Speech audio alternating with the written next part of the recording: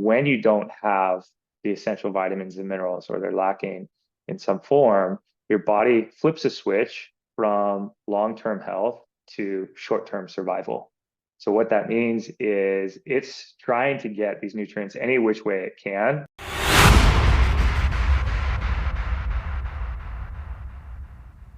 Welcome to another episode of the Matter Over Mind Experience. I'm your host, Master Trainer, and weight management expert, Narado Zico Powell. And I have a celebrity on the show for you today. Don't I deliver? Don't I deliver? I got my man who actually used to play for the Cincinnati Bengals. So if you're a Bengals fan, you want to listen to it. If you're not a Bengals fan, then I don't know what to tell you. But he is really a accomplished former NFL athlete turned entrepreneur and certified plant-based nutrition expert. And this is what I love about him. He's passionate about optimizing human performance and wellness. And if you've been listening or watching my show this last couple of years, that's really what I talk about: optimization, not, what can get you to feel a little bit better, but actually optimizing, being the best version of yourself mentally, physically, in every way you possibly can. So we got a lot of stuff to talk about today. And who do I have? Chris Mandarino. Look him up. He's an awesome guy. And the topics of today's episode, we're going to talk about the impacts of nutrition on human performance, why we should eat plant-based. We're going to talk about the difference between, sometimes people don't understand the difference between vegan, vegetarian, and plant-based. We're going to get into that a little bit as well. And some practical wellness tips. And of course, whatever craziness comes out of my mind today. And with that being said, and I keep forgetting to do this, everyone, because I keep forgetting the Zico recommendation page is now live again. So the Zico recommendation page, I'm putting in the description of the podcast. It has products that I use to optimize my training and also that I recommend to others as well. And it has a wonderful discount code so you can save some money on some fantastic products. So check out Zico recommendation page. I'll make sure that's in the description of the podcast as well. With that being said, now we're going to get started. Hey, Chris, how's your day going, man? Going pretty well, thanks. Zico, how are you? I'm doing well. Thank you for being here, my friend. And with that being said, let's talk about nutrition, because you are really the expert on this, and also human performance. If anybody knows, to play at a high level in any sport, you have to know how to optimize your performance. So let's talk about the importance of nutrition on human performance. Yeah, so I don't think you can really separate the two, right? Performance and nutrition really need to go hand in hand. And if you're really looking and talking about optimizing, you cannot ignore nutrition. Um, you can be a high-level athlete, you can be just genetically blessed. However, if you don't have a strategic approach to nutrition, if you're not mindful about it, you're definitely leaving something on the table in terms of performance and recovery, right? You don't know what you could be capable of just by fueling your body with the right nutrient-rich foods. So that's across the board. You will never be to your best ability if you ignore nutrition entirely. So have you seen this? Because this has been always like a theory of mine, right? You have two athletes about similar skill sets, but one optimizes their nutrition and their, not just even their nutrition, but just overall lifestyle, and one don't. Have you ever seen a situation like that, and where the one that actually optimizes their nutrition and pays attention to that outperforms the other? Yeah, I mean, it's really difficult to kind of run that analysis, but I will say, what I saw in the NFL is the guys that had that dialed in. Tony Gonzalez is a great example of this. So when I was with the Kansas City Chiefs, Tony kind of had his own nutritionist. He had, exactly his food meals dialed in. He was actually eating, and things separately than what was just offered to everybody else on the team. He was eating mostly a plant-based diet at the time. I don't know if he was vegan or not, but it was mostly a plant-based diet, very clean source food and all those things. And so if you look at somebody like that, who's a Hall of Fame tight end, the longevity of his career, I think that's where you see impact of nutrition really stack up over time. So the shelf life of an NFL athlete is very short. Most NFL athletes have like a 3 year, shelf span. Injuries, obviously, it's a very violent sport, so your ability to bounce back from injury and recover is so super important. Again, not just for performance, but for longevity in terms of overall career. So what I saw is the guys that are serious about it, that really treat it the same way that they do, everything else in terms of, playbook study, watching film, hitting the weight room, nutrition was part of that overall program. And that really, separated them from the pack in terms of like career longevity, but also like the ability to recovery and continue to perform at a high level. One of my buddies, he's a huge LeBron fan, and he always, I think we've heard his stories all the time, and I'm pretty sure it's true because it's been reported. He spends like, what, is it $1 million or is it $1 billion a year on his body? But he A spends lot of money. a lot of money on his body. I don't think Whatever it's a it is, bill, but it's a million. Yeah, yeah, it's probably. more than I Yeah. have. Oh, that wouldn't be a Yeah. billion. That would be stupid. You're No. right. It Yeah. is a million. That would a Yeah. billion wouldn't make sense. So he Yeah. spends like $1 million a year on his body, right? So think about that, and that's with his nutrition. That's with his recovery routines. I mean, there's so much that goes into that.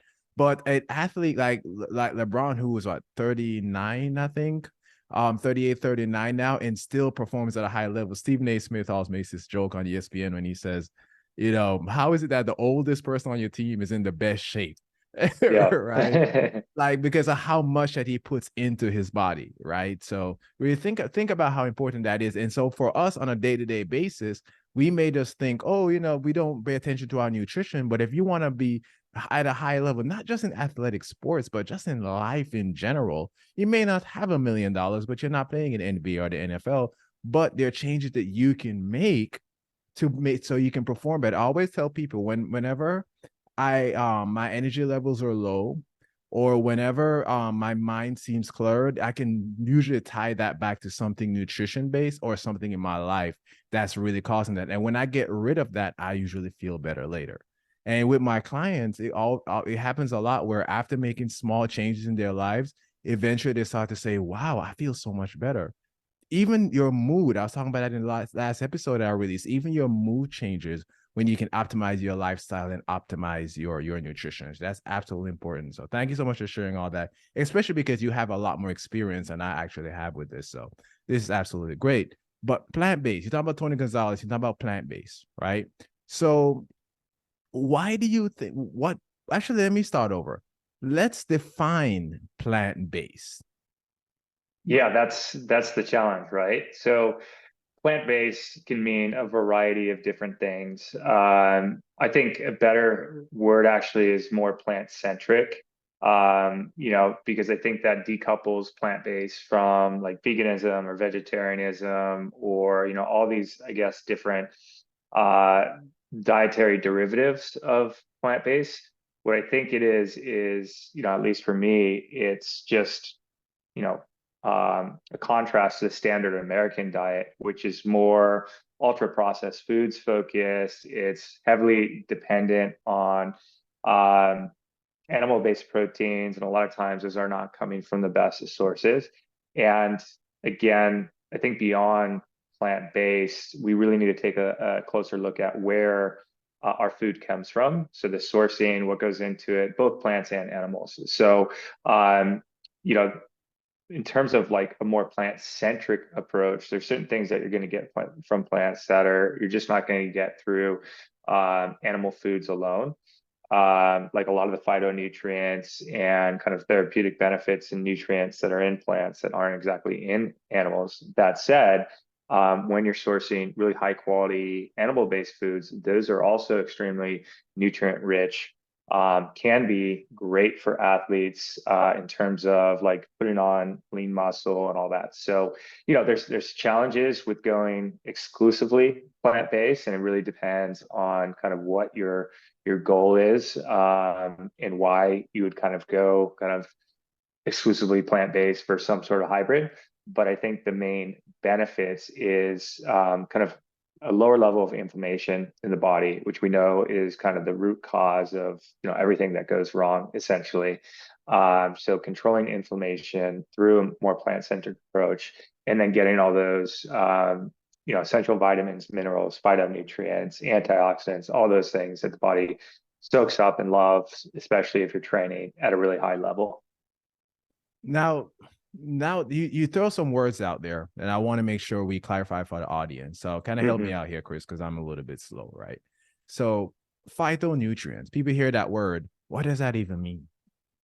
Yeah, so there's different forms of phytonutrients. I think the easiest way to explain that is what gives all the vibrance and color to foods, right? So there's different things like catechins and polyphenols and a bunch of different scientific ways to define these things. But the easiest concept is just eating the rainbow, right? And that's what you get from plants that you're not going to get from animals. And plants are actually, they have an amazing color-based system that signals, okay, eat this for this specific nutrient. Like strawberries are really, really rich in vitamin C. And, a lot of us think about oranges, but strawberries are also extremely rich in vitamin C.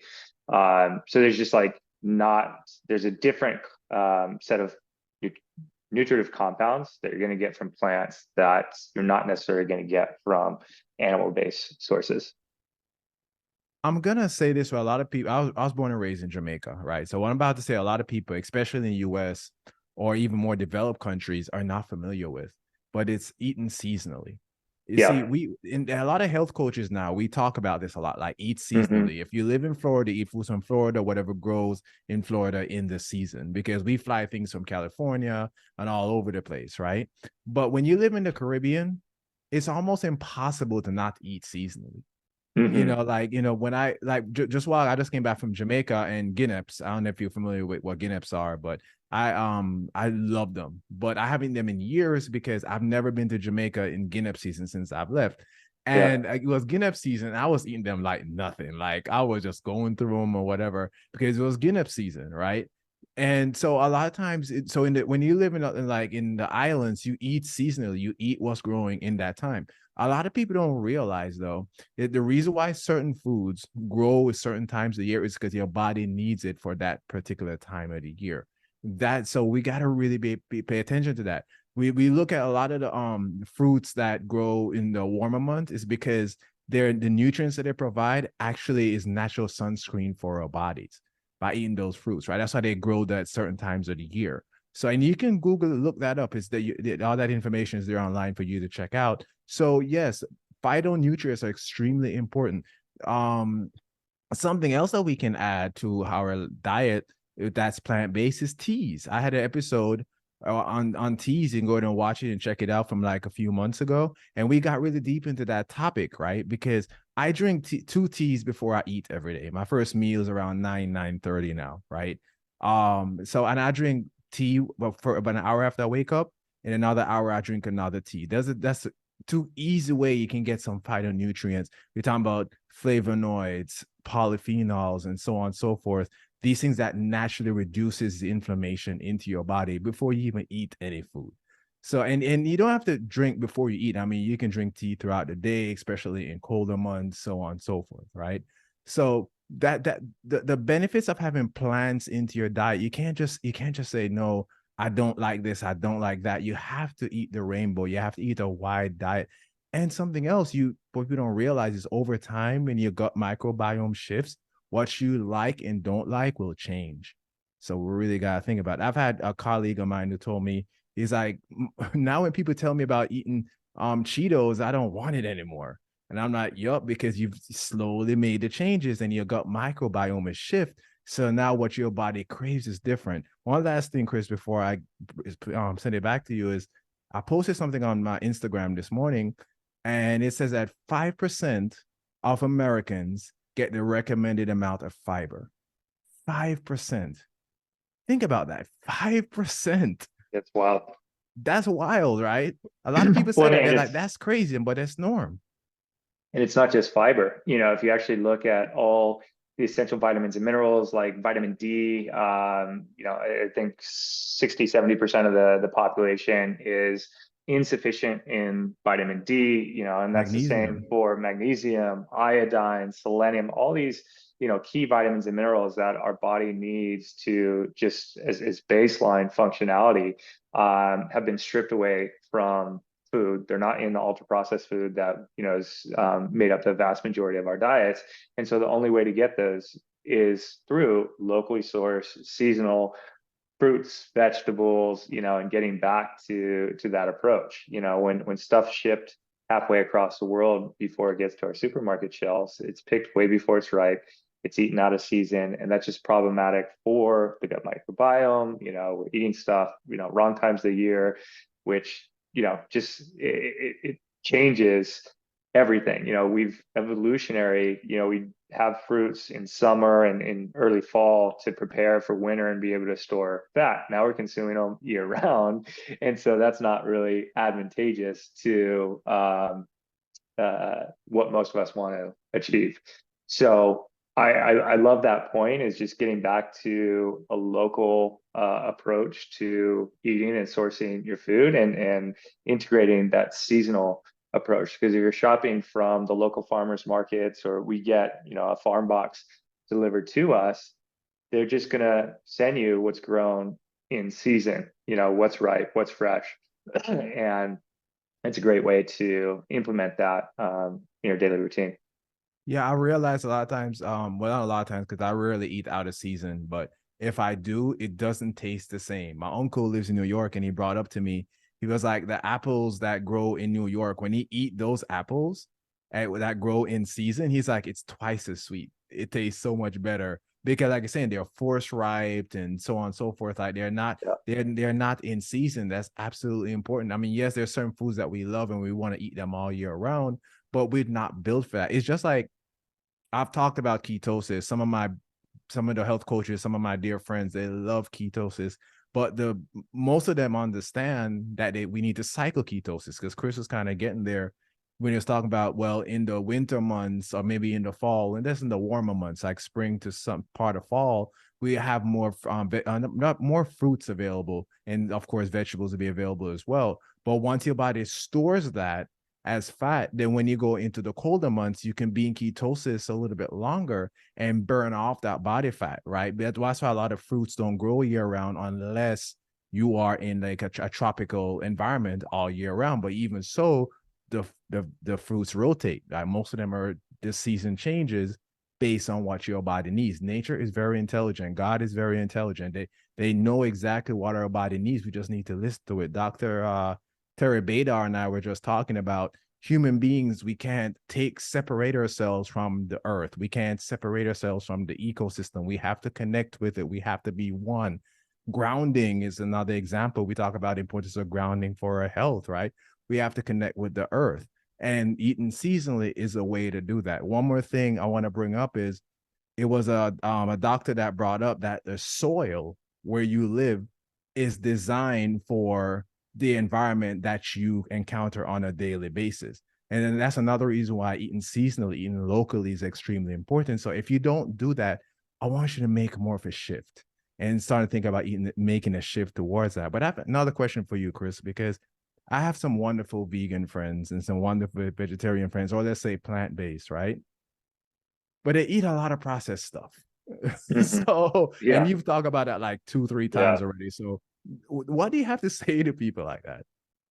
Well, I would just, ask them their motives or reasons for following a specific dietary, you know, pattern, right?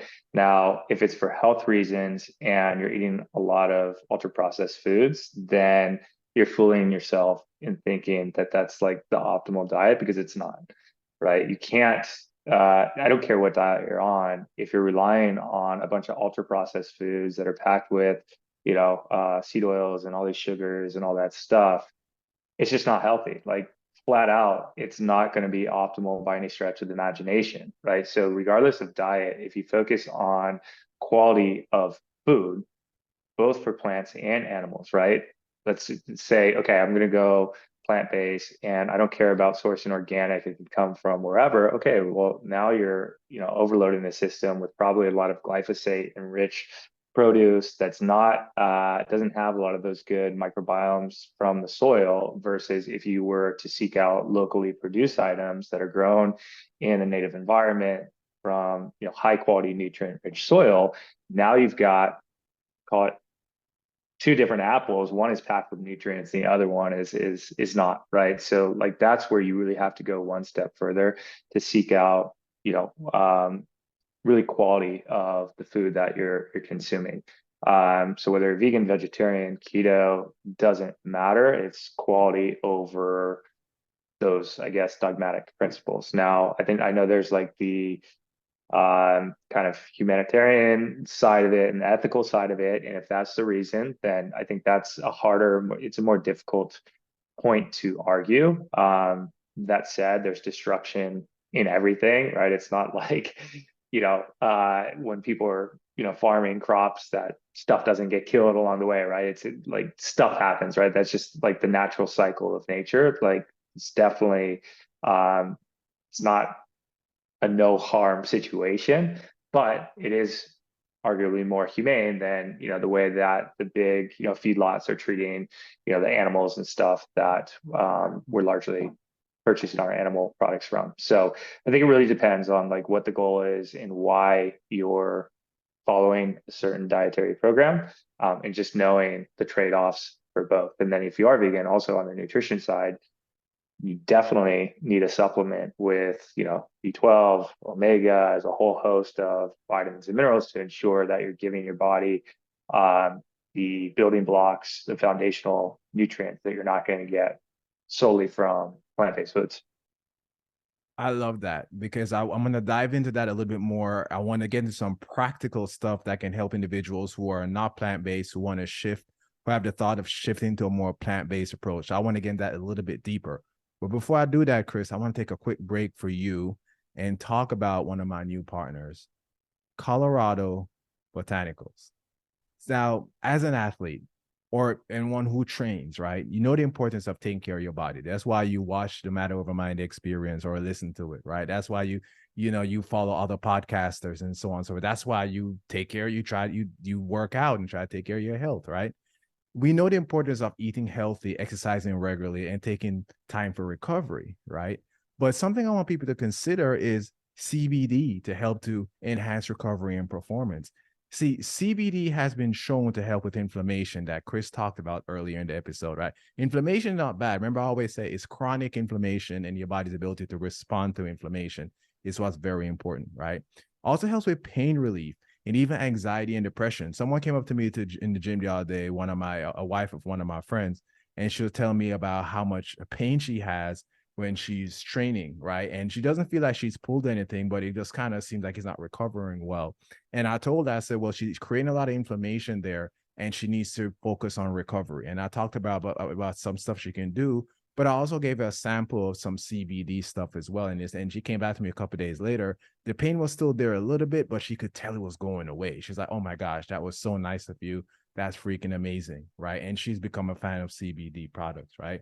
I also regularly use CBD, but I usually want some Colorado Botanicals to reduce inflammation and, of course, help me to recover because your boy goes hard in the paint when I train. I mean, I go as hard as Chris over here, but, your boy goes hard in the paint. Your boy goes hard in the paint, right?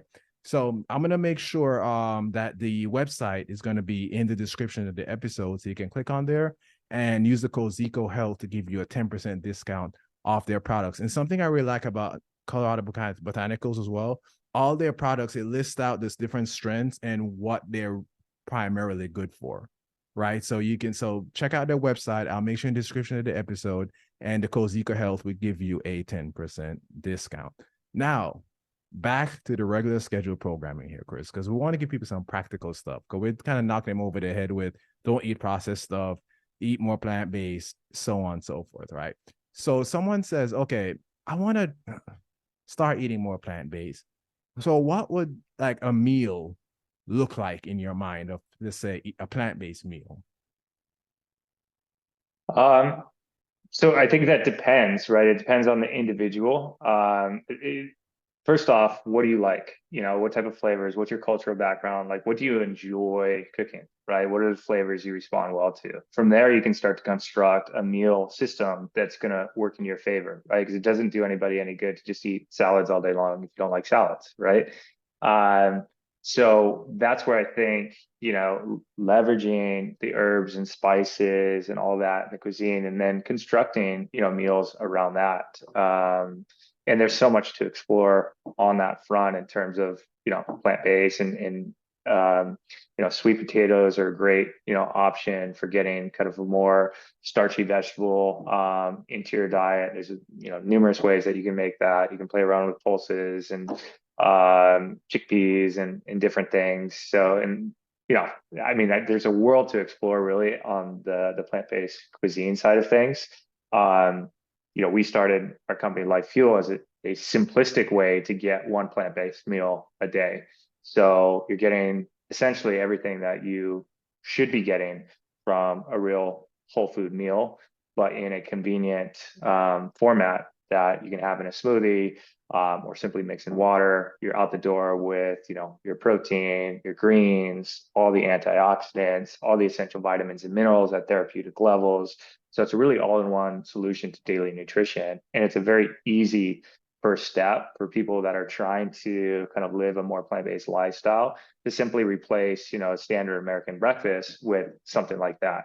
It's one meal a day. That's an easy approach. And now you've cut down significantly on, ultra processed foods and animal proteins with a plant-based alternative. So let's talk about a little bit more about plant Life Fuel then, right? So what is really like in a, let's say, in a serving?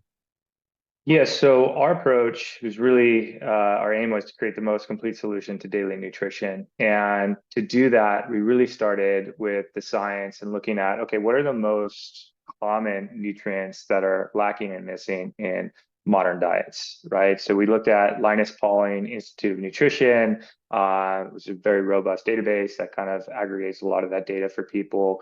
We also looked at Bruce Ames' nutritional triage theory of aging, which posits when you don't have the essential vitamins and minerals or they're lacking in some form, your body flips a switch from long-term health to short-term survival.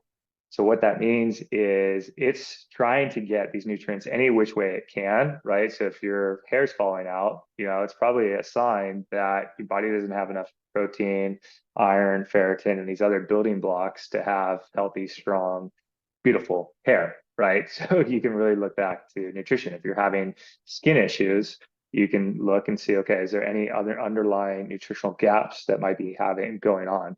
And then, the gut, that's where we have, very robust, 50 different whole food, plant-based nutrients that are primarily focused on nourishing the healthy bugs in your gut that are central to overall health and stopping cravings and all that. So really, true health starts in the gut. You got to be able to feed that gut, nourish that gut on a daily basis with the right plant-based nutrients, and then make sure you're getting those foundational building blocks of essential vitamins, minerals, phytonutrients, as we alluded to, plus your protein, fiber, and everything else, right? So essentially everything you would imagine in a real whole food meal, but in a more convenient format that you can have in 60 seconds or less, and you're out the door.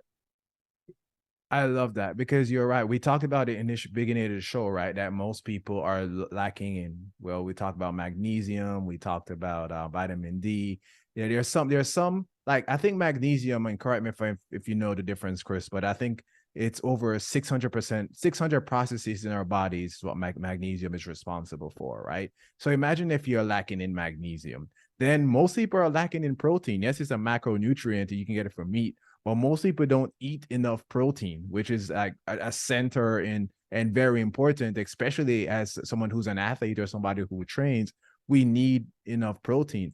In the weight loss community, I like to use the term weight management a lot, but let's say weight loss. A lot of people, I've counseled thousands of people over the years, and they've come to me and say, I know what I eat, I just can't seem to lose weight. And when I look at their diet, on top of the fact that they're not getting enough micronutrients, I do realize they don't eat enough protein. And over the years, they just have not been eating enough protein.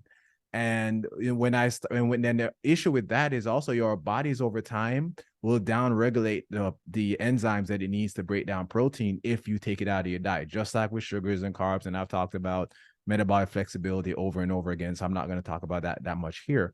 So at first I have to actually slowly increase how much they eat so their bodies can start to respond and start to create more protease, and over time they can break down protein. I mean, I've had days where I eat over 200 grams of protein and it's like Yep. nothing to me, right? I Yep. know Chris knows. I'm sure he's probably had days when he eats like a whole lot more than that. Like it's like nothing because your body breaks it down. But then I'm also very plant centric with the way I eat as well, right? So, and most of my carbs, guess where they come from?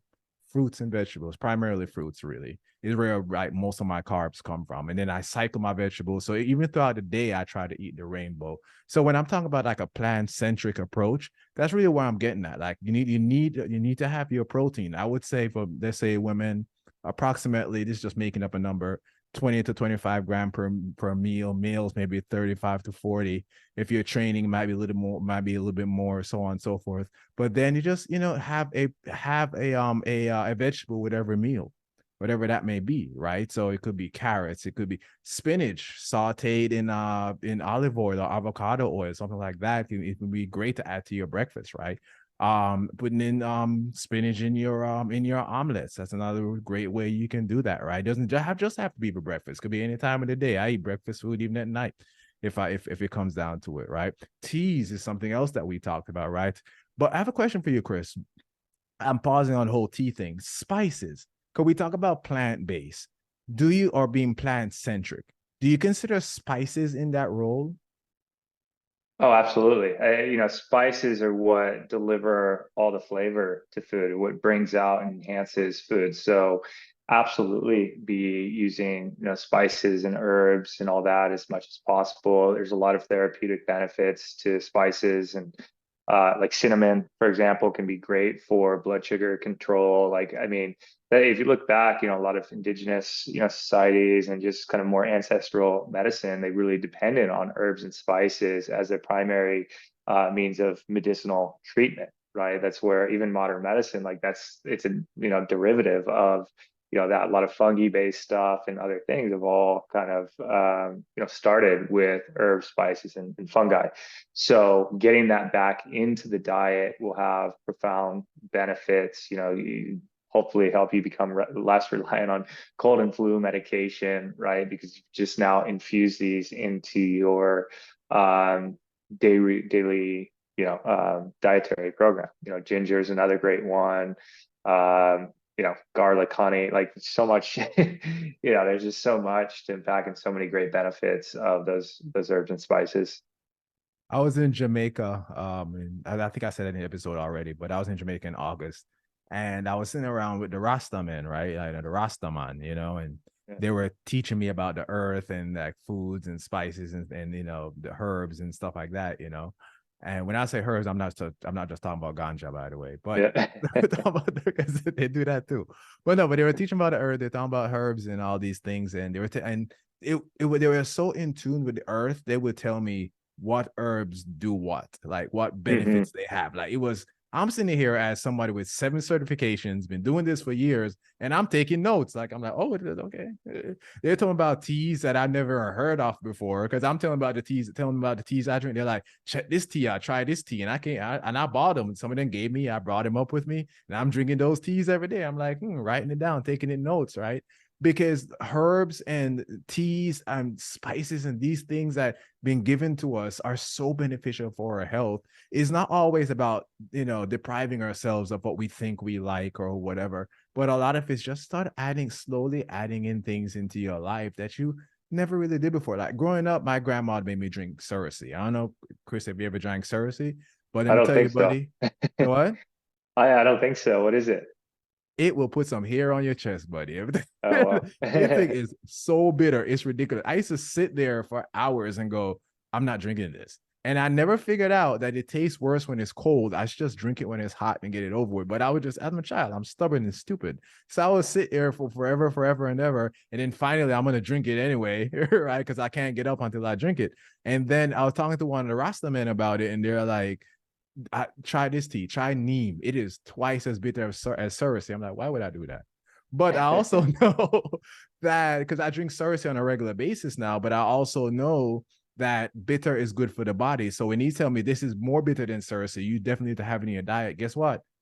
I got some. I even found some on Amazon. I just ordered some. Apparently, it's going to take like a month, but it's going to get here. But I did order some. And now I've talked to some people who may say, I don't like this because it's bitter. I don't like that because it's bitter. I'm like, that's why you need it. Yeah. Herbs are bitter. Organic, Chris.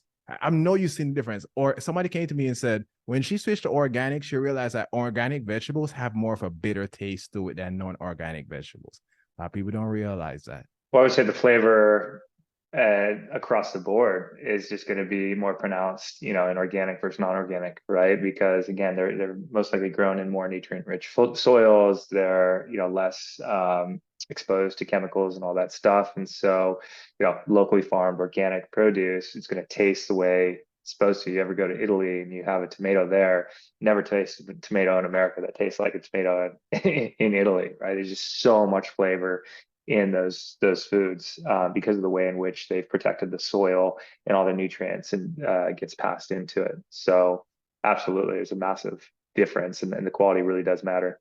I didn't know that. Honestly, I didn't know that like organic would enhance the flavor more. I never really thought about that, but the way you explained it, it makes a lot of sense. Mhm. I didn't think about that. Now, with that being said, though, we talked a lot about plant-based and we talked about this company. We're gonna talk about a little bit more at towards the end of the episode, which we're kind of towards the end anyway. But I want to talk about some lifestyle stuff because we know that nutrition is one end of the spectrum, but not the whole spectrum, right? So, what are some just lifestyle wellness tips that you can give my audience?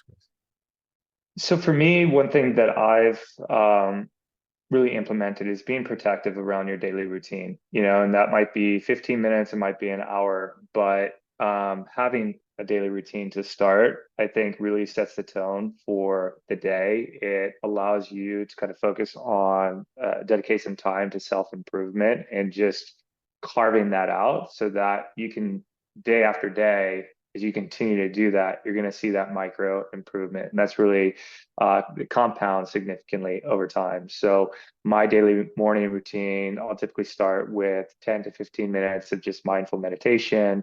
I'll do some quick journaling and reading. I listen to Ryan Holiday, like Stoic podcast in the morning. It just kind of sets the tone and kind of the mentality for the day. And then I like to work out in the morning. And so I'll kind of get some movement in, and then I'm energized. I'm ready to take on the rest of the day. It doesn't really matter if, you know, I have a stressful day or not. At least I've, you know, already taken care of my mental well-being, my physical well-being, and, you know, at least I've got that one small win. I got it early in the day. So no matter what else happens, like, you know, I can pat myself back and get up the next day feeling good that I did something for myself. So what you're saying is set yourself a routine. It's kind of like we're talking about being plan centric is also as being routine centric, right? So set yourself a routine. Everybody's routine may look a little different, I'm assuming, but Mhm. you can add or subtract from that routine based on what works for you. Because I've done that myself. Eventually, I figured out that waking up at 5 o'clock and doing cardio was not good for my health. I Yeah. also learned that I shouldn't be listening to DMX while I was doing cardio at 5 o'clock in the morning because I'd have a really angry day. I'm not Yeah. saying DMX is bad. I'm not saying that, but I saw it after a couple of days. I was like, why am I so angry all the time? And I'm like, yeah, I shouldn't be listening to angry music while I'm trying to run the fastest that I possibly can on the treadmill at 5 o'clock in the morning. So you may want to, you can add and subtract from your routine based on what may work for you, but being routine centric is very important. And with that being said, my man, this is a fantastic episode. Thank you for sharing. I've learned a lot. I know my listeners and my viewers have learned a lot as well. So let us know more about how can we reach out to you? How can we learn more about Life Fuel and so on and so forth? Yeah, I appreciate it. Thanks again for having me, and I hope your listeners, you know, get something great out of this. Life Fuel, you can come directly to our website. It's Life with a Y, so it's LYFEFUEL.com. We've got all of our plant-based nutrition products that are designed to kind of replenish and replace what's missing from foods. And if you are curious about a more plant-centric diet and lifestyle, or if you're going vegan, like it's basically table stakes to take something like Life Fuel to complement that plant-based approach. And even if you're not, I think you'll find that our products digest better than like whey proteins and some of the other, supplements and stuff. And it'll also help to reduce kind of that supplement cabinet from like 12, 15 products down to, just one or two. And so I think that's where we add a lot of value. And we're really about helping people transition away from a standard American diet to more of a bio-individual approach, finding the path that really works well for them, that's gonna, help them achieve their health and wellness goals, but also serves them for, their entire life. It's not about a quick fix like solution. It's really about empowering people to live their fullest every day and really, embrace and enjoy that journey. So yeah, that's the best way to find us. I've got a personal newsletter too that people can sign up for more deeper dive into topics like this, which is chrismandarino.com. But yeah, it was such a pleasure to be here, and yeah, really grateful for the opportunity. Yeah, my man. I'm definitely gonna have you on for a number two. Maybe later on Great. this year, maybe next year. But this is fantastic, and I just love your approach. I love how you're not very dogmatic about keto or about vegan. You're looking at the complete approach, and not just with food, but you also look at lifestyle changes as well and how those impact your life. So this is a fantastic episode. The website lifefuel.com is going to be in the show notes. Everybody knows what the show notes are going to be. zecahealth.com/lifefuel. I'm not that complicated, people. I'm not that complicated. The show notes are Keep going to it be in the simple. description of the podcast. Keep it nice and simple, right? Keep it nice and Yeah. simple. The show notes are also going to be in the description of the episode, so you can click on there, learn more about Chris, and also click on the website and learn more about Life Fuel as well. And yeah, that's it. So thank you, everybody, for being here. Thank you for listening. Thank you for watching. Enjoy the rest of your day, fam.